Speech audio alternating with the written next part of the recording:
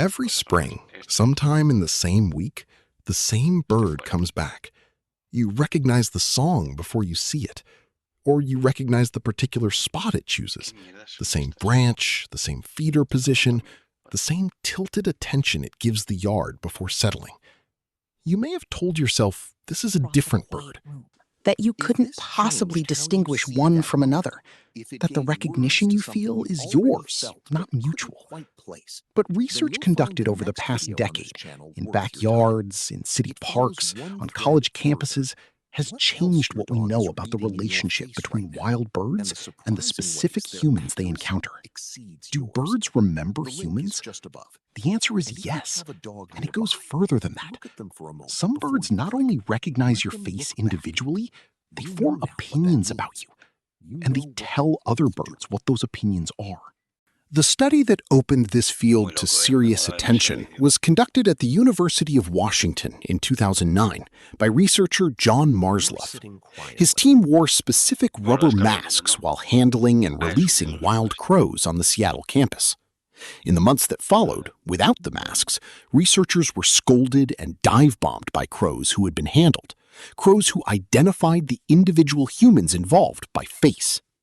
But here is what made the findings remarkable. Crows who had not been present during the original captures also began scolding those faces. The birds who had been handled had communicated the threat to others. The information had spread. Researchers wearing the masks years later, walking parts of campus they had never visited before, were still identified and scolded by birds who could only have learned the threat from other birds. Crows are not alone in this. Mockingbirds, common in suburban and urban yards across the southern and eastern United States, were the subject of research at the University of Florida in 2009 as well. The experiment was simple. Humans approached mockingbird nests a set number of times. The birds escalated their response with each approach by the same individual, diving earlier, calling more intensely, maintaining alarm behavior longer. But when a different human approached, the escalation reset. The birds were not alarmed by humans in general. They were alarmed by that particular human. They had built and maintained individual identity files on the people who moved through their territory. Your yard is not just a place to the birds who nest or feed them. It is a territory with a human resident whose behavior they have been tracking. You think you are watching the birds. The birds have been watching you longer, and in more detail. The mechanism behind this is episodic memory, the ability to encode, store, and retrieve specific past events rather than just general patterns. For most of the 20th century, this capacity was considered unique to humans, and in limited form to the great apes. Then, researchers began finding it in birds. Western scrub jays, now called California scrub jays, became the center of a landmark series of experiments. These birds cache food. They hide thousands of individual food items in different locations and retrieve them later. What the researchers discovered was that the jays encoded not just where food was hidden, but when it was hidden, what was hidden, and whether other birds had been watching when they hid it. If observed during caching, the jay would return later and move the food. They understood that memory could be used against them. What does this mean for the bird at your feeder? It means that what appears to be a bird engaging mechanically with a food source is actually an animal engaged in active evaluation. Who fills this feeder? How reliably? Does this human approach directly or from the side? Has this human ever made a sudden movement? Has this yard ever contained a threat? Each visit adds to a model that the bird updates and consults. Regular, predictable feeder maintenance, refilling at the same time, approaching from the same angle, moving without sudden changes, builds a specific profile, not of humans in general, but of you. You, the person who does this specific thing in this specific way, have been entered into a database that this bird, and depending on the species, potentially this bird's offspring, will carry for years. Think of the bird you see most consistently in your yard. Has it changed how close it allows you to come over the past year or two? The migratory dimension of this adds a layer that researchers are still working to fully understand. Many of the birds who return to your yard in spring have spent the winter thousands of miles away. They have navigated across states, following magnetic fields and star patterns and landmarks that we are only beginning to map. And when they arrive, exhausted, depleted, in the precise window between late frost and early insects, they return not just to a region, but to a specific yard, a specific tree, sometimes a specific nesting site that they have used before. Ya, pero porque le daba mejor The calidad. map they are carrying includes your property at a level of detail that feels implausible until you begin to understand the spatial memory capacity of Ya, pero migratory que le he dado birds. sin querer, me refiero. Your yard is Ya a lo quería, coordinate, le quería a quitar, known ¿sabes? resource, a place associated with a specific human who has, in the Because bird's I'm dead. experience, I'm been either dead. reliable or unreliable, safe or threatening. There is a specific behavior Pero that bird researchers have come to call neighborhood watch, the system by which birds in a given area share threat information through a combination of alarm calls, physical proximity, and what appears to be direct communication. When a sharp-shinned hawk enters a suburban yard and triggers alarm calls from the chickadees at the feeder, the birds at the next feeder hear and respond. The information propagates across hundreds of meters within seconds.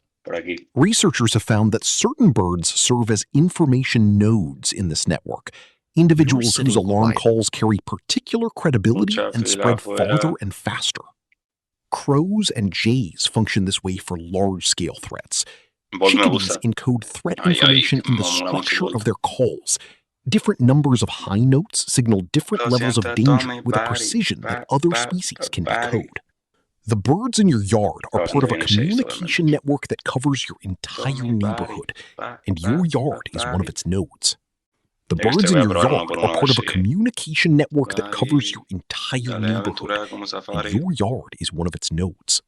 What does a yard mean to a bird when the human there has been consistently safe?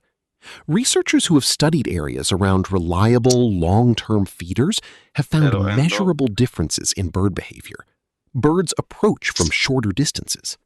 Alarm responses are shorter in duration. Time spent feeding increases, a direct measure of felt safety, because a bird that feels unsafe spends more time vigilant and less time with its head down. And there is another finding. Birds in consistently safe yards show lower baseline stress hormones. Cortisol and corticosterone, the stress markers measurable in bird droppings and feathers, run lower in birds who have a stable, predictable, safe feeding site. Your yard, over years of consistent care, becomes something specific in the lives of the birds who use it. Not just a food source, a place where they can rest. This is the part that tends to surprise people who have kept feeders for decades without knowing the science. What you have been building year after year without a name for it is a relationship. Not the same kind of relationship you have with a pet.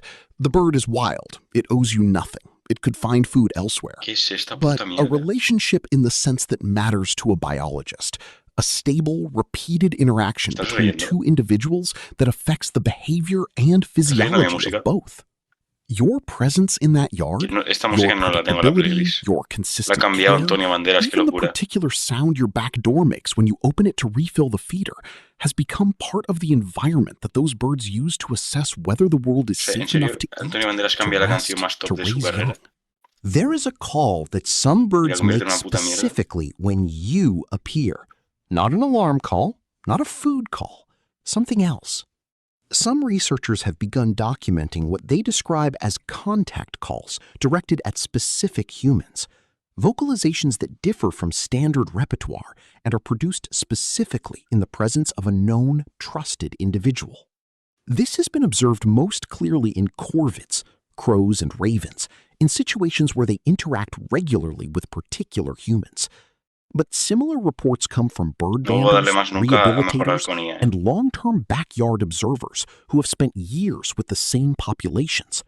The birds know who is there, And in some cases, they say something about it. This is not the same as a pet bird who has learned to speak.